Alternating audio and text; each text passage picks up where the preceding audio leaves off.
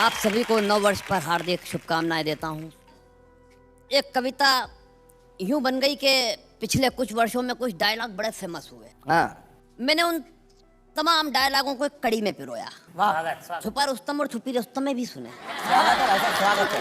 क्या आजकल बच्चों पर फिल्मी संस्कृति का ऐसा प्रभाव पड़ा है कि उनकी जुबान पर फिल्मों का एक एक डायलॉग चढ़ा है। अच्छा। एक दिन बेटे ने कहा, पापा बाहर सड़क पर आया है आइसक्रीम वाला। तो मैंने उसकी एक तरफ एक 5 रुपए का सिक्का उछाला।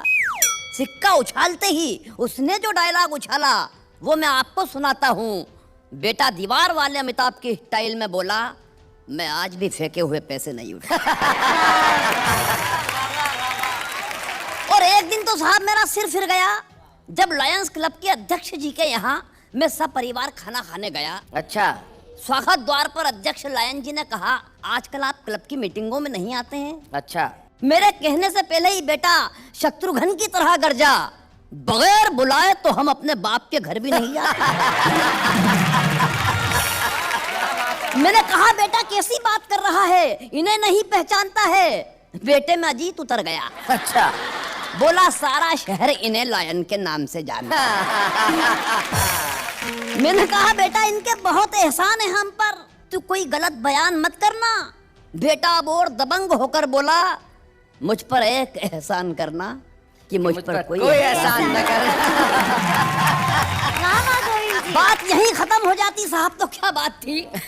मगर उस दिन पत्नी का जन्मदिन था, जश्न की रात थी। अच्छा। Oh my God. भूल हमसे ये हुई कि हमने बच्चे के हिस्से का केक भी खा लिया। मैंने कहा, बेटा कोई बात नहीं, पीले कोल्ड ड्रिंक्स, पीले कोला कोला। तो बेटा खाली बोतलों की तरफ देखकर बोला, आज इतनी भी मैसर नहीं मैं खाने में जितनी हम छोड़ दिया करते थे। वाह वाह।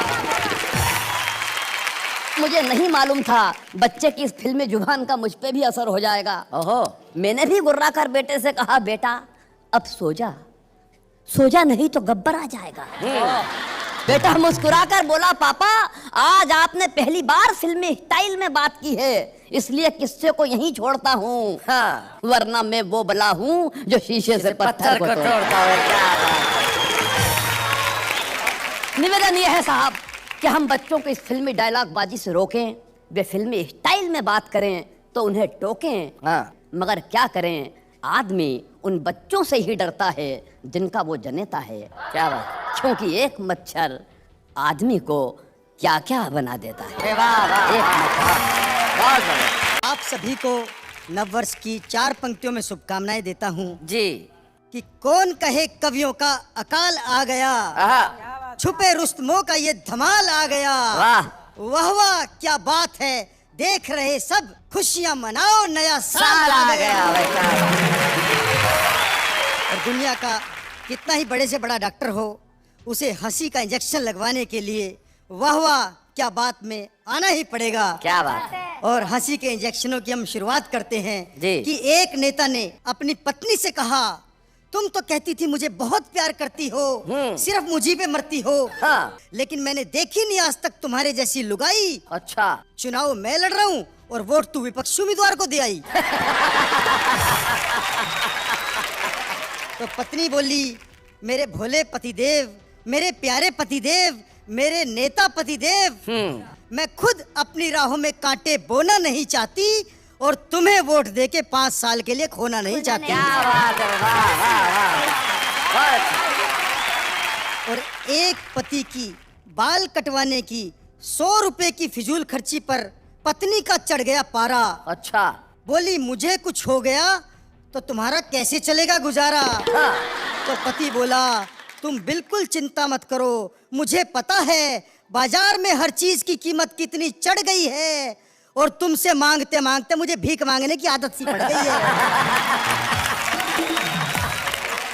और एक दिन मेरा बेटा मुझसे कह रहा था, पापा पहले तो लोग शादी कराते हैं फिर कहते हैं कि शादी बर्बादी है। मैंने कहा, बेटा अकल बादाम खाने से नहीं ठोकर खाने से आती है।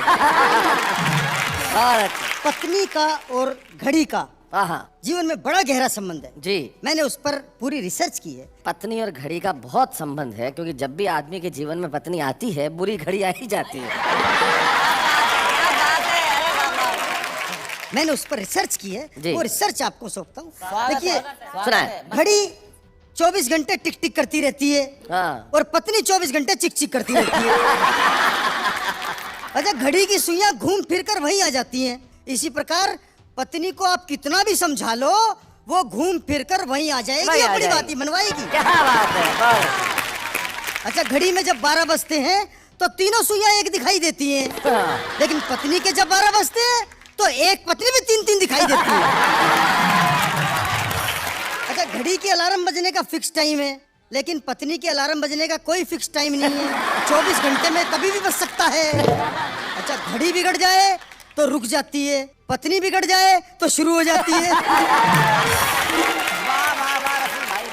अच्छा, घड़ी बिगड़ जाए तो मैकेनिक के जाती है, पत्नी बिगड़ जाए तो मैं के जाती है। बहुत अच्छे। घड़ी को चार्ज करने के लिए सेल का प्रयोग होता है और पत्नी को चार्ज करने के लिए सैलरी का प्रयोग होता है। क्या बात है भाई, वाह वाह वाह वाह वाह वाह वाह। लेकिन सबसे बड़ा अंतर ये कि घड़ी को जब आपका दिल चाहे आप बदल सकते हो, लेकिन पत्नी को चाहकर भी बदल नहीं सकते। उल्टा पत्नी के हिसाब से आपको खुद को बदलना पड़ता है। क्या बात है, वाह वाह वाह।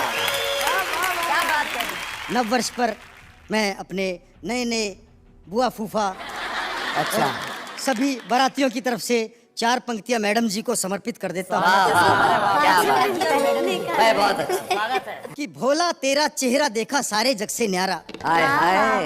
भोला तेरा चेहरा देखा सारे जग से न्यारा, सुंदरता की पूजा करते क्या कसूर हमारा, जतन किए कितने पर दिल ये काबू में न आया, हाँ। हमको तो मैडम तेरी मुस्कुराहट ने मारा।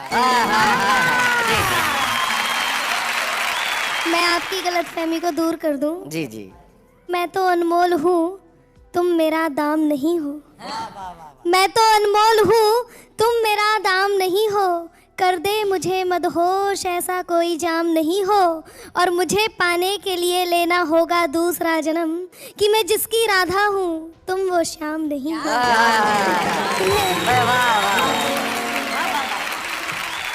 वो जब से सीरियल शुरू हुआ है ये, तो तब से ही वो अनामिका जी, मैं 4 पंक्तियाँ रखना चाहूँगा। कहाँ रख रहे हो? हाँ भाई, वो तो संभाल लेंगे अपने आप, होशियार है वो।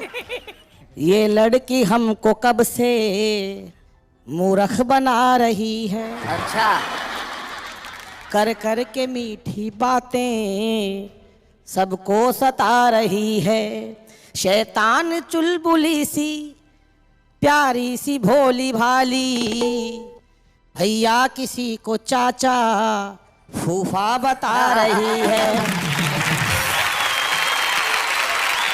लेकिन देखिए, इस मामले में इधर से इसने कुछ कहा, इधर से उसने कुछ कहा, कविता का मामला अटक गया, कार्यक्रम राह से भटक गया। उधर ये कहती रही, इधर ये कहता रहा, या बीच में लटक गया।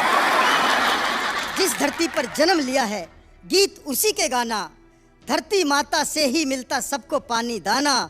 दिए जलाओ करो रोशनी, आंधी से क्या डरना, अरे उनका काम बुझाना है तो अपना काम जलाना। वाह वाह वाह वाह।